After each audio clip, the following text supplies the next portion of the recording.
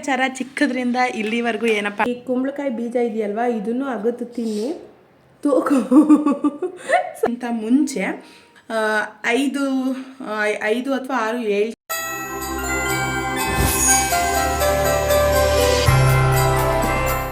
Hi hello friends, ಎಲ್ಲರಿಗೂ ನಮಸ್ಕಾರ. ಇವತ್ತು ಬಂದು ಫೆಬ್ರವರಿ 14 ಶುಕ್ರವಾರ. ಡಯಟ್ ಶುರು ಮಾಡಿ 15 ದಿನ ಹಾಗೆ ಹೋಯಿತು. ಇವತ್ತಿನ ರೂಟೀನ್ ಹೇಗಿದೆ ಅಂತ ನೋಡೋಣ ಬನ್ನಿ. ಎಲ್ಲೂ ಸ್ಕಿಪ್ ಮಾಡಬೇಡಿ, ತುಂಬ ಮುಖ್ಯವಾದ ವಿಷಯ ಹೇಳ್ತೀನಿ. ಇವತ್ತು ಬೆಳಗ್ಗೆ ಎದ್ದ ತಕ್ಷಣ ಮಾಮೂಲಿ ಗಂಟಲು ಅದೇ ರೀತಿ ನೋಯ್ತಾ ಇತ್ತು. ಕಫ ಜಾಸ್ತಿ ಆಗಿದೆ ನನಗೆ. ಆದ್ದರಿಂದ ಸ್ವಲ್ಪ ಮೆಣಸು ಶುಂಠಿ ಹಾಕಿ ಕುದಿಸಿ ಆ ನೀರನ್ನ ಕುಡಿದೆ. ಅದ್ರ ಜೊತೆಗೆ 5 ಬಾದಾಮು.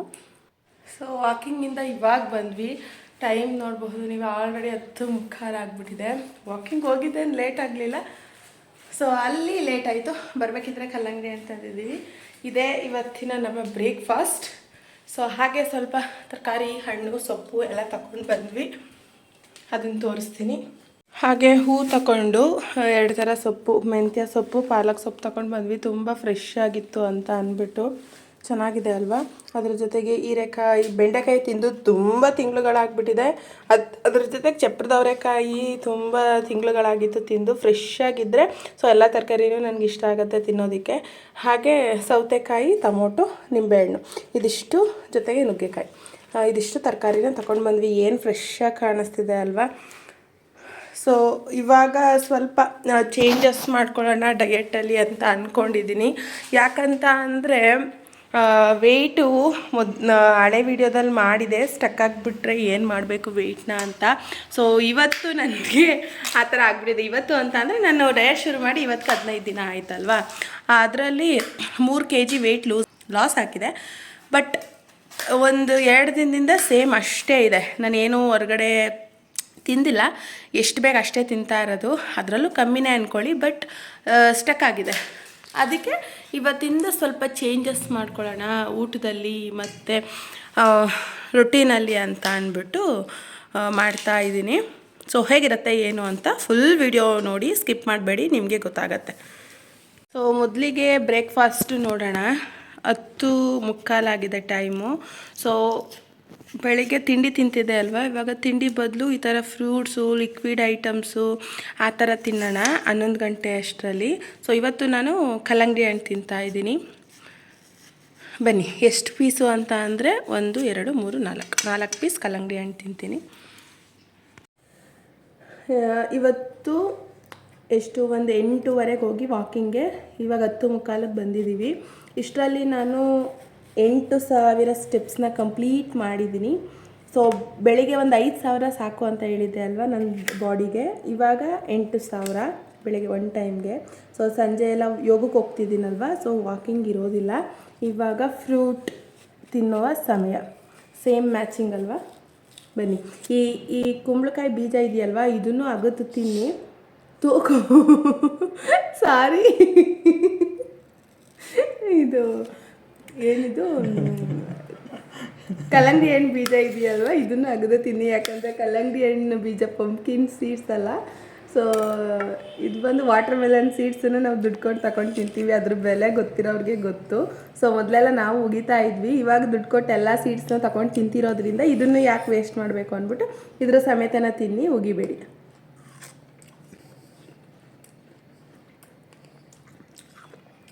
ತುಂಬ ಚೆನ್ನಾಗಿದೆ ಕುಂಬಳಕಾಯಿ ಬೀಜ. ಚೆನ್ನಾಗಿದೆ, ಸ್ವೀಟ್, ಮರುಳಾಗಿ. ಸೊ ನನ್ನ ಮೂಗಿಗೆ ಬೇಗ ವೈಟ್ ಹೆಡ್ ಬ್ಲ್ಯಾಕ್ ಹೆಡ್ ಬಂದುಬಿಡುತ್ತೆ. ನೋಸ್ ಸ್ಟ್ರಿಪ್ಸ್ ಕ್ಲೀನರ್ ಅಂತ ತಗೊಬಂದಿದ್ವಿ, ಅದನ್ನು ಹಚ್ಚಿದ್ದೀನಿ. ಇವಾಗ ಇದಿಷ್ಟು ತರಕಾರಿನೂ ತೆಗೆದಿಟ್ಟಿದ್ದೀನಿ. ಜಸ್ಟ್ ಕಾಳುಗಳೆಲ್ಲ ಬೇಯಿಸ್ಬಿಟ್ಟು ಇದೊಂದು ಸಲಾಡ್ ಥರ ಮಾಡ್ಕೋತೀನಿ. ಅದಕ್ಕೆ ತರಕಾರಿಗಳೆಲ್ಲ ಹಾಕ್ಬಿಟ್ಟು ಇದನ್ನು ಒಂದು ಒಗ್ಗರಣೆ ಮಾಡ್ತೀನಿ, ಇದನ್ನು ಹಾಗೆ ಬೇಯಿಸ್ಕೊತೀನಿ. ಇದು ಒಂದು ಸಲಾಡಾಗಿ ಇರಲಿ. ಇಷ್ಟು ತರಕಾರಿ ಫ್ರಿಜ್ಜಿಂದ ಆವಾಗಲೇ ಅರ್ಧ ಗಂಟೆ ಆಗಿದೆ ತೆಗೆದಿಟ್ಟು. ಇವಾಗ ಮಾಡೋದು ಹೇಗೆ ಅಂತ ನೋಡ್ಕೊಳ್ಳೋಣ ಬನ್ನಿ. ಸಿಂಪಲಾಗಿ ಮಾಡ್ಕೊಬಿಡ್ತೀನಿ ಎಲ್ಲನೂ. ಒಂದು ಪಾತ್ರೆಯಲ್ಲಿ ನೀರು ಇಟ್ಕೊಂಡಿದ್ದೀನಿ. ಇದಕ್ಕೆ ಕಡಲೆಕಾಳು, ಎಲ್ಲ ಒಂದು ಸ್ವಲ್ಪ ಸ್ವಲ್ಪನೇ ತಗೊಳ್ಳಿ, 5-6 ಥರ ಹಾಕ್ತೀವಲ್ವ ಜಾಸ್ತಿ ಆಗುತ್ತೆ. ಕಡಲೆಕಾಯಿ ಬೀಜ ಇದು 2 ರಾತ್ರಿನೇ ನೆನೆ ಹಾಕಿದ್ದೆ. ಹಾಗೆ ಮೊಳಕೆ ಬರೆಸಿರುವಂತಹ ಹೆಸರು ಕಾಳು, ಹಸಿ ಬಟಾಣಿ ತಗೊಂಡಿದ್ದೀನಿ. ಬಟಾಣಿ ಹಸಿಯಾಗಿತ್ತು ಅಂತ ತಗೊಂಡಿದ್ದೀನಿ. ಬಟ್ ನೀವು ಒಣ ಬಟಾಣಿ ಆದರೆ ತಗೋಬೇಡಿ, ಹಸಿದಾದರೆ ತಗೊಳ್ಳಿ. ಇಲ್ಲ ಹಸಿದೇನಾದ್ರು ಕಾಳುಗಳಿರುತ್ತಲ್ವ ಅದನ್ನು ಸಹ ನೀವು ತಗೋಬಹುದು. ಇದು ಒಂದು ಸ್ವಲ್ಪ ಸಾಲ್ಟ್ ಹಾಕಿ ಬೇಯಿಸ್ಕೊತೀನಿ. ಫುಲ್ ಬೇಯಿಸ್ಬಾರ್ದು, ಅರ್ಧಂಬರ್ಧ ಬೇಯಿಸ್ಕೋಬೇಕು. ಸೊ ನಂತರದಲ್ಲಿ ಇದು ಚಪ್ಪರದ ಅವರೆಕಾಯಿ, ಇದನ್ನು ತೊಳ್ಕೊಂಡು ಆ ಕಡೆ ಈ ಕಡೆ ನಾರನ್ನ ಬಿಡಿಸ್ಕೊಂಡಿದ್ದೀನಿ. ಇದನ್ನು ಹಾಗೆ ತಿಂತೀನಿ, ಅದಕ್ಕೆ ಇದನ್ನು ಹಂಗೆ ಬೇಯಕ್ಕೆ ಹಾಕೋತಾ ಇದ್ದೀನಿ. ಬೆಂಡೆಕಾಯ್ದು ಜಸ್ಟು ಪೆಪ್ಪರ್ ಹಾಗೆ ಸಾಲ್ಟ್ ಹಾಕಿ ಫ್ರೈ ಮಾಡ್ಕೊತೀನಿ. ಇದು ಬೆಂಡೆಕಾಯಿ ತೊಳಿಬಾರ್ದು, ನೀಟಾಗಿ ಒರೆಸ್ಕೋಬೇಕು. ಯಾಕಂದರೆ ಇದರಲ್ಲಿ ಜೆಲ್ಲಂಗಿರುತ್ತಲ್ವ, ಅದು ಜಾಸ್ತಿ ಆಗಿಬಿಡುತ್ತೆ, ಎಷ್ಟು ಹುರಿದ್ರೂ ಹೋಗೋದಿಲ್ಲ. ಆದ್ದರಿಂದ ಒರೆಸ್ಕೊಂಡು ಆ ಕಡೆ ಈ ಕಡೆ ಕಟ್ ಮಾಡಿಕೊಂಡು, ನಿಮಗೆ ಯಾವ ಶೇಪಿಗೆ ಬೇಕು ಅಥವಾ ಯಾವ ಸೈಜಿಗೆ ಬೇಕು ನೋಡಿಕೊಂಡು ಕಟ್ ಮಾಡ್ಕೊಳ್ಳಿ. ಎಲ್ಲ ನೀವು ಏನು ಅಂದರೆ ಫ್ರೆಶ್ ಆಗಿ ಸ್ವಲ್ಪ ಸ್ವಲ್ಪ ಮಾಡ್ಕೊಂಡು ತಿಂದ್ರೇ ಒಂದು ಆರೋಗ್ಯಕರ ಅಂತ ಹೇಳ್ಬಹುದು. ಜಾಸ್ತಿ ಕೆಲವೊಂದು ಟೈಮ್ ಇಲ್ಲ ಮಾಡೋದಕ್ಕೆ, ಎಲ್ಲರೂ ಹೋಗಬೇಕು ಅಂತ ಅಂದಾಗ ಪರವಾಗಿಲ್ಲ. ಬಟ್ ಒಬ್ರಿಬ್ಬರಿದ್ದೀವಿ, ಇಲ್ಲ ನಾವು ಇದಕ್ಕೋಸ್ಕರನೇ ತುಂಬ ಟೈಮ್ ಕೊಡ್ತೀವಿ ಅನ್ನೋದಾದರೆ ಸೊ ಈ ರೀತಿ ನೀವು ಮಾಡ್ಕೊಂಡು ತಿಂದರೆ ಬೆಸ್ಟು. ಸೊ ನಾನು ಇದನ್ನು ಸಣ್ಣಕ್ಕೆ ಕಟ್ ಮಾಡ್ಕೊತೀನಿ, ಇಷ್ಟಿರಲಿ. ಬೆಂಡೆಕಾಯಿ ಅಂತೂ ತಿಂದು ತುಂಬ ದಿನ ಆಗಿಬಿಟ್ಟಿತ್ತು, ಅದಕ್ಕೆ ತಗೊಂಡ್ಬಂದೆ. ತುಂಬ ಫ್ರೆಶ್ಶಾಗಿ ಕಾಣಿಸ್ತಿತ್ತು ಅಂದ್ಬಿಟ್ಟು. ನೋಡಿ, ಒಳಗಡೆ ಒಂದು ಉಳುಕು ಇಲ್ಲ, ತುಂಬ ಎಳೆದು ಚೆನ್ನಾಗಿದೆ. ಇಲ್ಲಿ ನಾನು ಇಬ್ರಿಗೆ ಅಳತೆ ತೋರಿಸ್ತಾ ಇದ್ದೀನಿ. ನಾನು ಏನೇ ಮಾಡಿದ್ರು ಇಬ್ರಿಗೂ ಮಾಡ್ಕೊಳ್ಳೋದು, ಆದ್ದರಿಂದ ಈ ರೀತಿ ಕಟ್ ಮಾಡ್ಕೊಳ್ಳಿ. ಆದಷ್ಟು ಅಡುಗೆಯನ್ನು ಪ್ರೀತಿಯಿಂದ ಕುಕ್ ಮಾಡಿ, ತುಂಬ ಚೆನ್ನಾಗಾಗತ್ತೆ. ಪೇಷನ್ಸಿಂದ ಇರಬೇಕು, ಎಲ್ಲವೂ ಚೆನ್ನಾಗಾಗತ್ತೆ.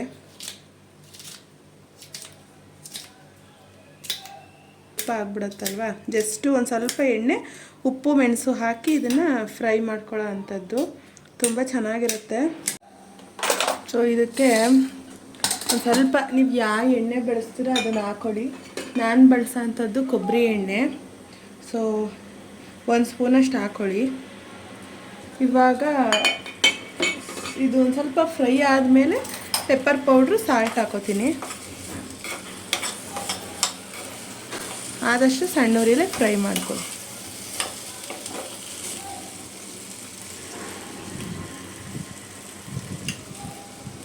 ಇದು ಬಂದು ಒಂದು 1/4 ಗಂಟೆ ಟೈಮ್ ಬೆಂದರೆ ಸಾಕು, ಫುಲ್ ಬೇಗ ಬೆಂದ್ಬಿಡುತ್ತೆ. ಫುಲ್ ಏನು ಬೇಯಿಸ್ಕೋಬೇಡಿ, ಅರ್ಧಂಬರ್ಧ ಇರಲಿ. ಸ್ವಲ್ಪ ಇನ್ನೊಂದು 5 ನಿಮಿಷ ರೆಡಿ ಆಗುತ್ತೆ.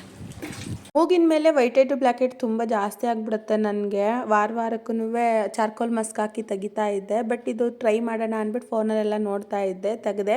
ನೋವೇನೂ ಆಗೋದಿಲ್ಲ, ತುಂಬ ಚೆನ್ನಾಗಿ ಬರುತ್ತೆ. 1 ಸ್ಟೆಪ್ಸ್ಗೆ 14 ರೂಪಾಯಿ ಬೀಳುತ್ತೆ. ತುಂಬ ಚೆನ್ನಾಗಿ ಬಂತು. ಒಂದು 15 ನಿಮಿಷ ಅದನ್ನು ಹಾಕಿ ವೆಟ್ ಮಾಡಿ ಸೊ ಕೆಲಸ ಮಾಡ್ಕೊಳ್ಳೋದು. 15 ನಿಮಿಷ ಆದಮೇಲೆ ಅದನ್ನು ತೆಗಿಯೋ ಅಂಥದ್ದು. ತುಂಬ ನೀಟಾಗಿ ಬಂತು, ನನಗೆ ತುಂಬ ಖುಷಿ ಆಗ್ತಾಯಿತ್ತು.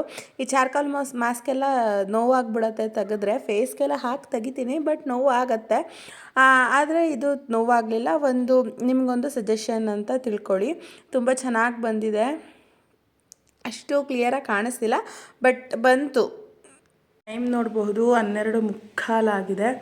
ಇವಾಗ ಒಂದು ಅರ್ಧ ಸಪೋಟನ್ನು ತಿಂತಾ ಇದ್ದೀನಿ. ಇದು ಬಂದು ತುಂಬ ಸ್ವೀಟ್ ಇರುತ್ತೆ, ಸೊ ಆದ್ದರಿಂದ ಅರ್ಧ ತಗೊಂಡಿದ್ದೀನಿ. ಒಂದು ತಿನ್ನಬಹುದು, ಬಟ್ ಸಾಕು ನನಗೆ. ಅಂದರೆ 1:30 ಅಷ್ಟರಲ್ಲಿ ಊಟ ತಿನ್ನಬೇಕಲ್ವ, ಇವಾಗ ಸಾಕು ಎನರ್ಜಿಗೋಸ್ಕರ. ಇವಾಗ ಊಟವನ್ನು ಬಡಿಸಿಕೊಳ್ಳುವ ಸಮಯ. ಬನ್ನಿ ನೋಡೋಣ. ಮೊದಲಿಗೆ ಸೌತೆಕಾಯಿ ತಗೋತೀನಿ. ಸೌತೆಕಾಯಿ ಸ್ವಲ್ಪ ಶೇಪಾಗಿದ್ದರೆ ತುಂಬ ಇಷ್ಟ ಆಗುತ್ತೆ ತಿನ್ನೋಕೆ ಅಂದ್ಬಿಟ್ಟು ಈ ಥರ ಶೇಪಲ್ಲಿ ಕಟ್ ಮಾಡ್ಕೊಂಡಿದ್ದೀನಿ. ನಂತರದಲ್ಲಿ ಇದು ಚಪ್ಪರದ ಅವರೆಕಾಯಿ ಒಂದು 3 ತಗೊಂಡಿದ್ದೀನಿ, ಹಾಗೆ ಬೇಯಿಸ್ಕೊಂಡಿದ್ದೀನಿ. ಇದು ಗೆಣಸು, ಹಾಗೆ ಕಾಳುಗಳು ತೋರಿಸಿದ್ನಲ್ವ ಅದನ್ನು ಅಷ್ಟೇ ಉಪ್ಪು ಹಾಕಿ ಜಸ್ಟ್ ಬೇಯಿಸಿರೋ ಅಂಥದ್ದು.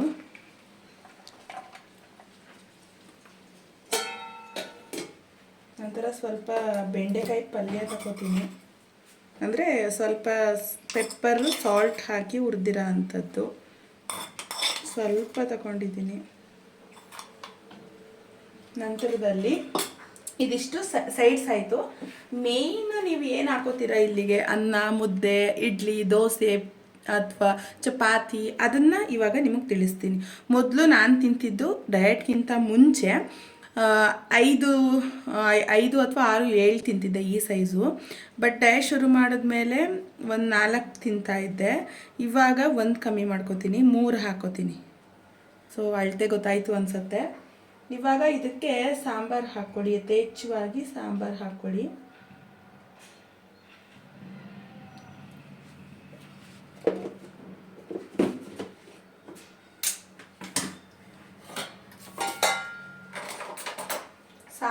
ಚಟ್ನಿ ಆದರೆ ಸ್ವಲ್ಪ ತಗೊಳ್ಳಿ, ಕಾಯಿದೆಲ್ಲ ಒಂದು ಸ್ವಲ್ಪ ಜಿಡ್ಡಿರುತ್ತೆ, ಫ್ಯಾಟ್ ಜಾಸ್ತಿ ಇರುತ್ತೆ, ಅದರಿಂದ ಸಾಂಬಾರು ತಗೊಳ್ಳಿ. ಇದ್ರ ತುಂಬ ಸಾಂಬಾರು ಹಾಕ್ಕೊಂಡು ಈ ರೀತಿ ನಿಮ್ಮ ಪೋಷನ್ ಕಂಟ್ರೋಲ್ ಇರಲಿ. ಬೇಕಾದ್ರೆ ಗೆಣಸು ಸ್ಕಿಪ್ ಮಾಡ್ಕೊಳ್ಳಿ, ಜಸ್ಟ್ ತರಕಾರಿ ಇದು ಎಲ್ಲ ಇರಲಿ.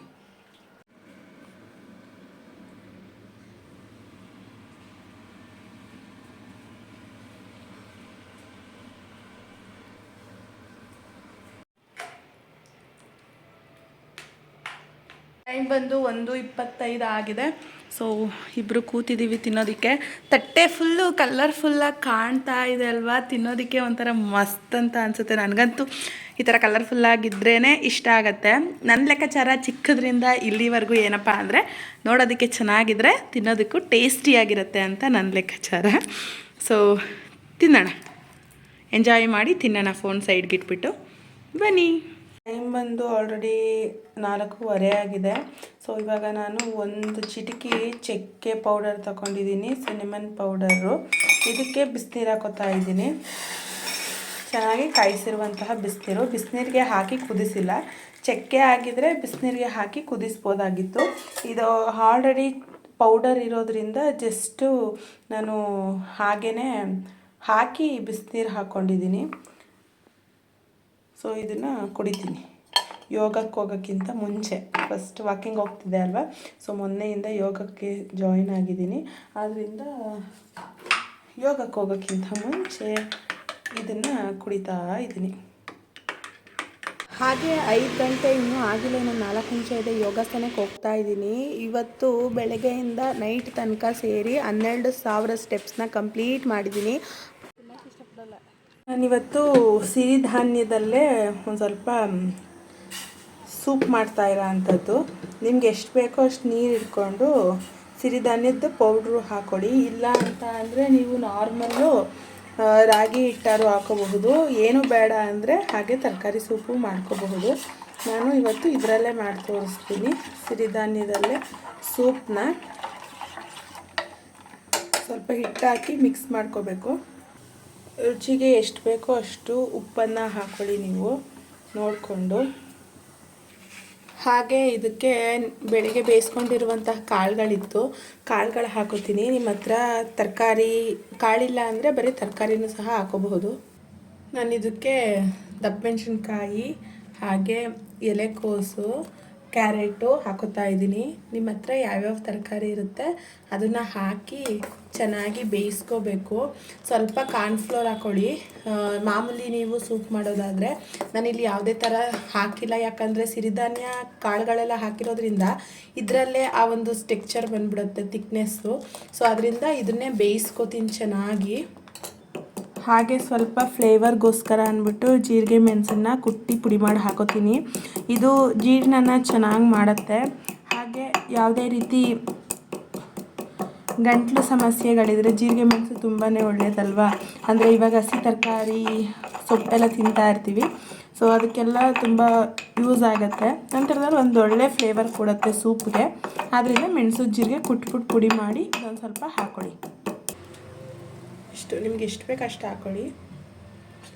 ಇದನ್ನೇ ಚೆನ್ನಾಗಿ ಬೇಯಲಿ ತರಕಾರಿ. ಸೊ ಇದು ರೆಡಿ ಆಯಿತು, ಒಂದು 10 ನಿಮಿಷ ಕುದ್ದಿದೆ. ಇವಾಗ ಇದನ್ನು ಸರ್ವ್ ಮಾಡ್ಕೊಬಿಡೋಣ ಬನ್ನಿ.